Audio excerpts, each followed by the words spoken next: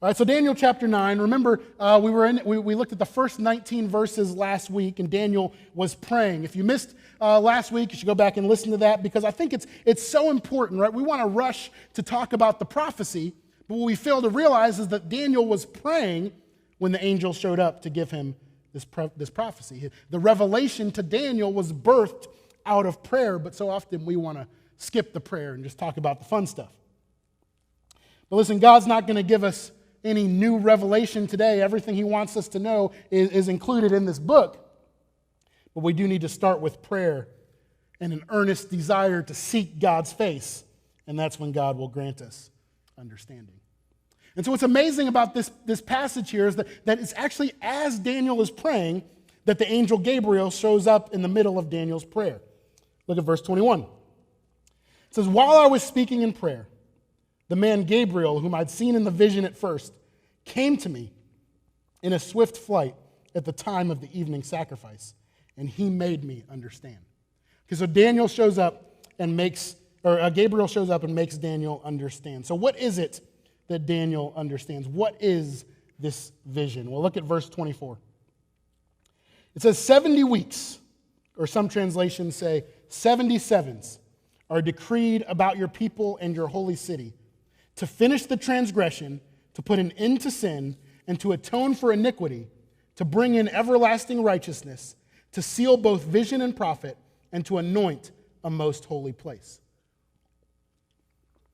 Okay, so right away we're told that there's going to be 70 weeks, or 70, literally in the Hebrew, it's 70 periods of 7 that are going to take place. And in that 77s, there's going to be a finish to transgression, an end to sin, an atoning for wickedness, everlasting righteousness will be brought, vision and prophecy will be sealed up, and the most holy place will be anointed. Okay, so those 6 things are going to happen within these 70 weeks, or 70 periods of 7. So what does that mean, 70 periods of 7? Well, I believe, and many believe, that what this is talking about is periods of 7 years. Okay, so 1 week actually means 7 years. Now, if this seems kind of weird, Leviticus chapter 25 uses the same terminology. Okay, it talks about a week of years, essentially. Okay, it's 7 years. Now, if this is the 70 weeks prophecy, you don't have to be a math doctor, right, to figure this out. The 70 weeks prophecy, and if each week is actually 7 years, then that means the 70 weeks are 490 years. Okay, so what this is telling us is that in 490 years, there's going to be a finish to transgression, an end to sin, an atoning for wickedness, everlasting righteousness will be brought, vision and prophecy will be sealed up, and the most holy place will be anointed. So all 6 of these things are going to happen within a 490-year period. That's what the first verse of this prophecy is telling us. So how is this going to happen? We'll look at verse 25. It says, "Know therefore and understand that from the going out of the word to restore and build Jerusalem to the coming of an anointed one, a prince, there shall be 7 weeks. Then for 62 weeks it shall be built again with squares, moat, but in a troubled time." Okay, so it's saying from the time there's a decree to rebuild Jerusalem until a prince shows up, there's going to be a period of 7 weeks, or 7 periods of 7 years, and 62 weeks. Let's look at it here. 7 weeks. Again, 7 weeks would be 49 years. If your head is starting to spin, just hang in there. 62 weeks would be 432 years, and so that means we're looking at 483 years. Okay, this is a lot easier if your Bible's open in front of you right now. It's saying that there's going to be 69 weeks, if you add these two together, from the going out of an order to rebuild Jerusalem until a prince shows up. All of that is going to take 483 years. Okay, I think it's helpful if we kind of graph it out here. Okay, this is a timeline, literally, and so what we're told is that this prophecy is going to start with a going out of an order to rebuild Jerusalem. Now, when was there an order that was sent out to rebuild Jerusalem? Well, many people believe, self-included, that this is talking about when Nehemiah chapter 1 and 2 was when Artaxerxes, the king, told Nehemiah to go rebuild Jerusalem. And this is documented both in Scripture and extra-biblical sources that this happened on March the 5th, 444 BC. Okay, so this is essentially the start of this 70 weeks prophecy.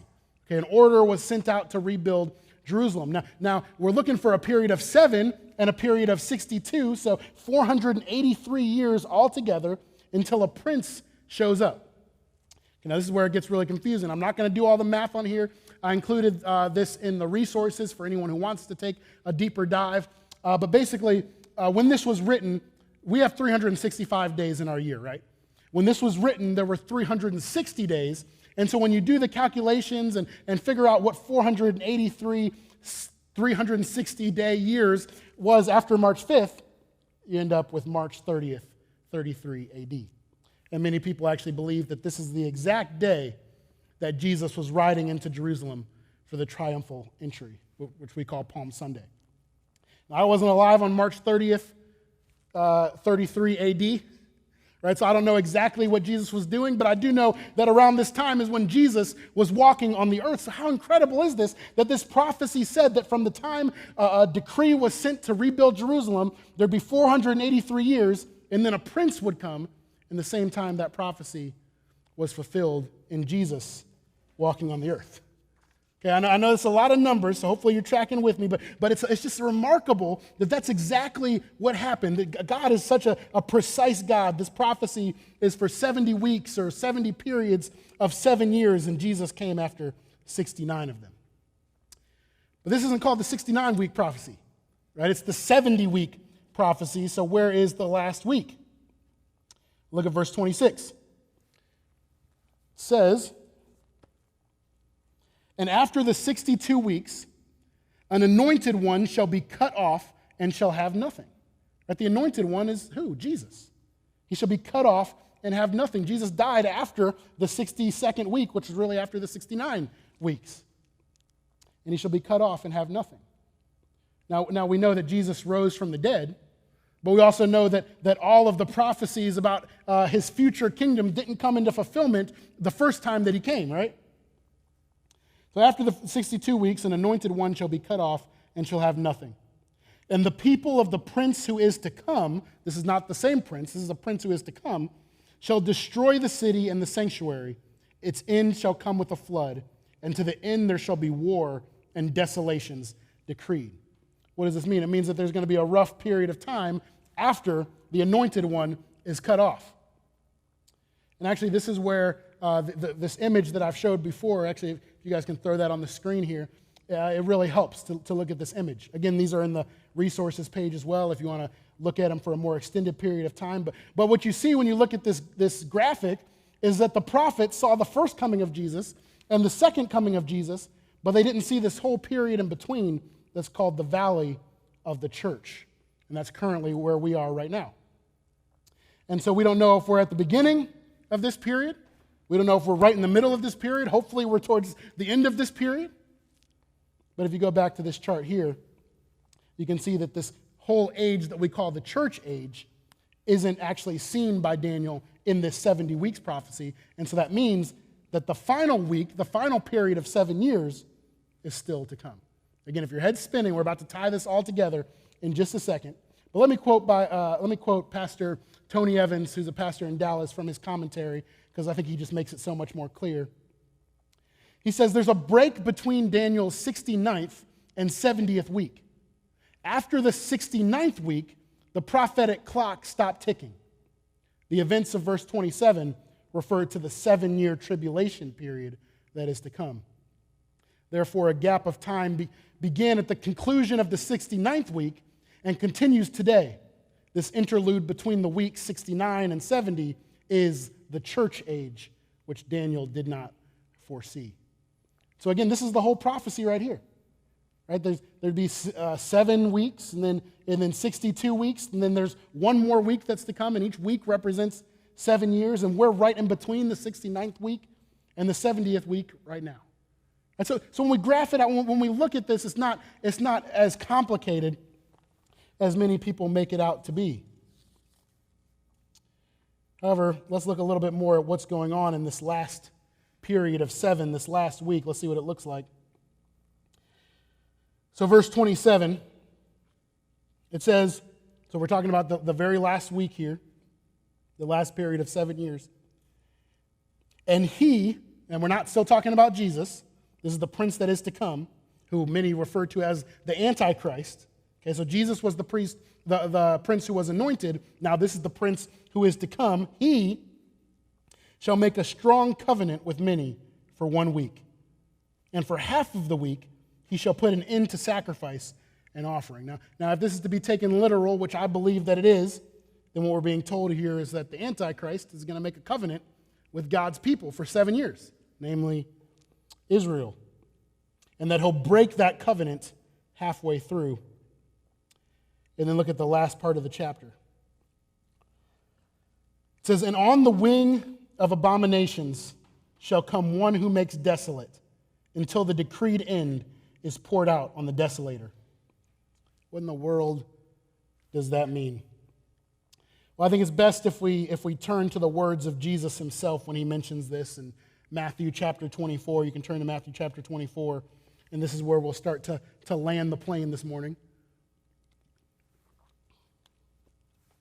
Matthew 24, remember this is where Jesus says that no one knows the day or the hour of when he's coming back. And in Matthew 24, the context is Jesus is sitting around with his disciples, and they're asking him questions about the end. And here's what he says, starting in verse 3. It says, as he sat on the Mount of Olives, the disciples came to him privately, saying, tell us when these things will be, and what will be a sign of your coming and of the end of the age.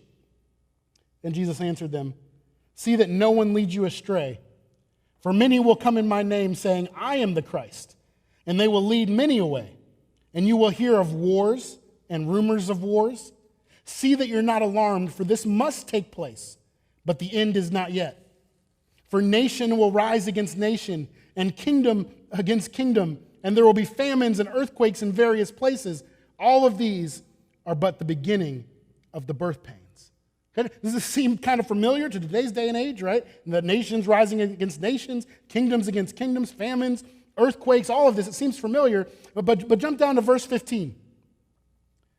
It says, so when you see the abomination of desolation spoken of by the prophet Daniel standing in the holy place, let the reader understand, then let those who are in Judea flee to the mountains. What is this saying? Well, we don't know. I don't understand exactly word for word what this prophecy is saying, but what we do understand is that Jesus is talking about the events that we just read about in Daniel, right? Well, we don't know exactly how this is going to play out, but Jesus is referring to this 70th week that's in the future. Okay, we're not told exactly what it's going to look like or when it will happen, but look at the last verse here, verse 29 of Matthew 24. It says, immediately after the tribulation of those days, the sun will be darkened, and the moon will not give its light, and the stars will fall from heaven, and the powers of heaven will be shaken. Then will appear in heaven the sign of the Son of Man, and then all the tribes of the earth will mourn, and they will see the Son of Man coming on the cloud of heaven with power and great glory, and he will send out his angels and a loud trumpet call, and they will gather his elect from the four winds, from one end of heaven to the other. Well, what is this saying? It says, yes, things are going to get worse after the church age. See, in this last week, when the Antichrist is on the earth, things are going to get worse in this last week. In fact, we skipped over, I think it's verse 15, where Jesus says that this is going to be basically the worst period in world history. That should send a shiver down our spine because there's been some pretty terrible periods in history. But Jesus says these last 7 years are going to be the worst. But what's amazing is that after the conclusion of this last 7 years, Jesus is coming back. Right? The second coming is going to happen. Jesus is going to come back. And so at the end, Jesus is going to win. Jesus is going to be victorious, and the decreed end will be poured out on the desolator. That's what Daniel is saying there. Friends, I know that this is heavy, heavy material, and I know that most of us weren't math majors, and most of us haven't gone to seminary and studied all of this stuff. But what I want us to realize is that when we look at this prophecy, when we see all of these numbers and all of this the stuff that we don't understand, we can't get so caught up in the math that we fail to recognize the mathematician. See, this isn't some secret code that we need to dissect. No, this is a prophecy that should fill us with hope.